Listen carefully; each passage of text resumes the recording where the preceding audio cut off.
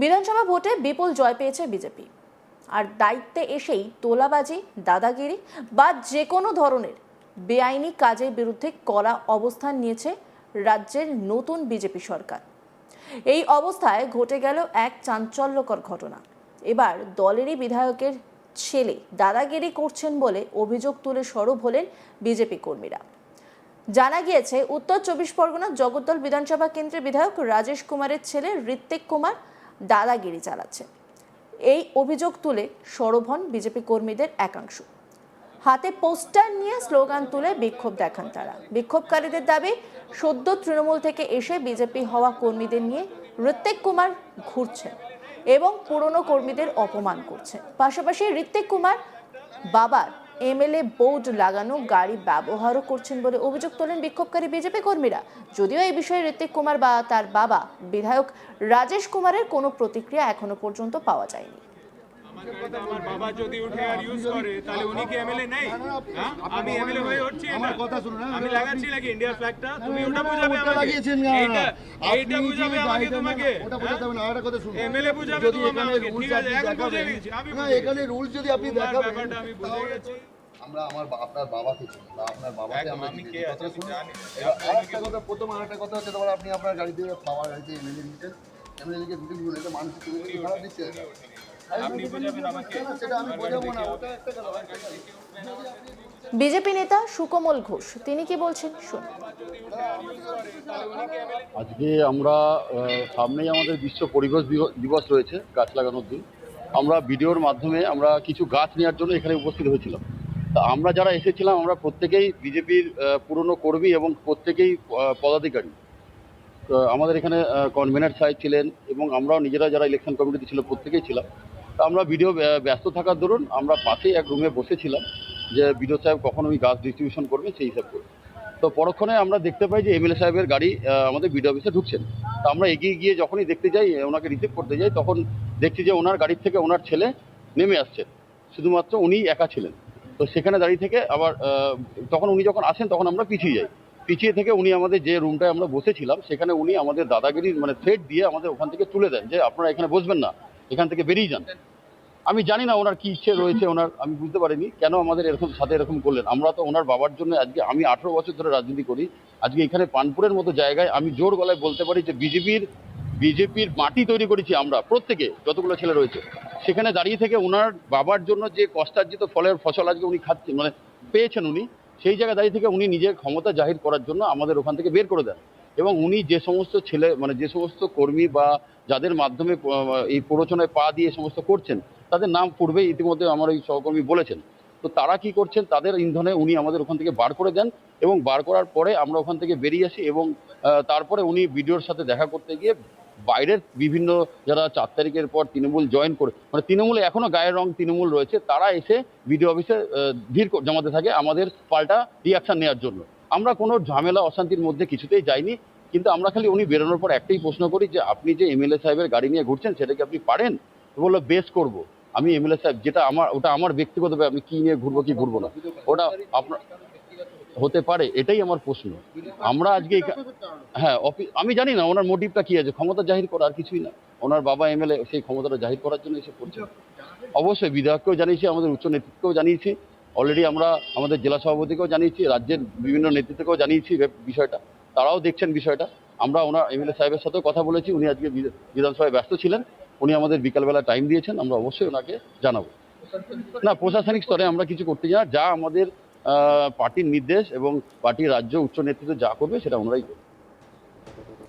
BJP নেতা শুভজিৎ ঘোষ তিনি কি বলছেন শুনবো। দেখুন, কেউ তো এমনি এমনি কোনো কিছু করে না। আমরা ওনার বাবার জন্য খেটেছিলাম, ওনার বাবাকে এখানে যত যা মানে ওনাকে জেতানোর জন্য যেটা দরকার, যেটা প্রয়োজন, আমরা সেটা করেছি।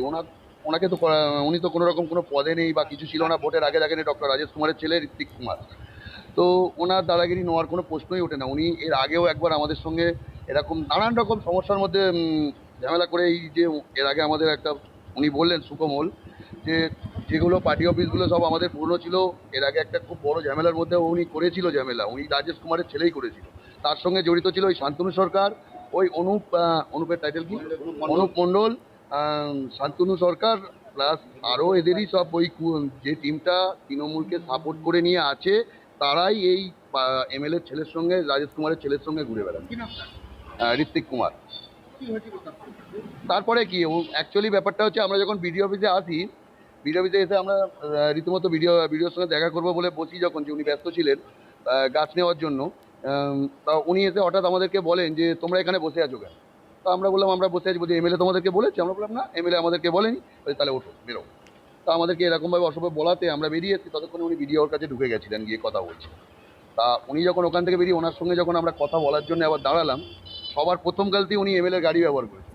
দুখানা গাড়ি উনি আনিয়ে নিয়েছেন, দুটোই এমএলএর গাড়ি, লোগো আছে, ভিডিও আছে, আপনাদেরকে আমরা দিয়ে দিয়েছি বা দিয়ে দেবো, দেখেন। এবং উনি যে কর্মীগুলোকে জড়ো করেছেন ওই ঘরে বসে ফোন করে, এই প্রত্যেকটার বেশিরভাগ, ওরা যদি 50 জন এসে থাকে, 40 জনই তৃণমূল। 4 তারিখের পর আবির মেঘে এরা দলে যোগ দিয়ে উনি এদেরকে নিয়ে। এই নিয়ে একটি রিপোর্ট তুলে ধরেছেন আমার কলিগ দীপক দেবনাথ, দেখব। দেখো, জগদ্দলের বিজেপি বিধায়ক ডক্টর রাজেশ কুমারের ছেলে ঋত্বিক কুমার, তার বিরুদ্ধে অসৎ আচরণ এবং দাদাগিরির অভিযোগ উঠেছে। বিজেপির বেশ কিছু কর্মী সমর্থকরা তাদের যেটি অভিযোগ, যে এই ঋত্বিক কুমার, যিনি ডক্টর রাজেশ কুমারের ছেলে, তিনি কর্মীদের সাথে ঠিকঠাক করে ব্যবহার করছেন না, এবং যারা সদ্য অর্থাৎ 4 তারিখে নির্বাচনের যে ফলাফল, সেই ফলাফল ঘোষিত হওয়ার পরে যারা একটা সময় তৃণমূলে ছিল, সেই তৃণমূলরা যারা বিজেপিতে যোগদান করেছে তাদের সাথে বেশি সখ্যতা করছে, অথচ পুরনো যারা বিজেপি কর্মী বা সমর্থক রয়েছে তাদের সাথে খুব খারাপ ব্যবহার করছেন, এবং যেখানে সেখানে তাদেরকে অপমান করা হচ্ছে। এই রকম অভিযোগ তুলে কিন্তু আজকে আমরা দেখলাম যে বেশ কিছু বিজেপির সমর্থক তারা কিন্তু হাতে প্ল্যাকার্ড নিয়ে সেই স্লোগান দিচ্ছেন, এবং সেখানে পরিষ্কার করে লেখা আছে যে ঋত্বিক কুমারের যে দাদাগিরি, সেই দাদাগিরি তারা মানবেন না।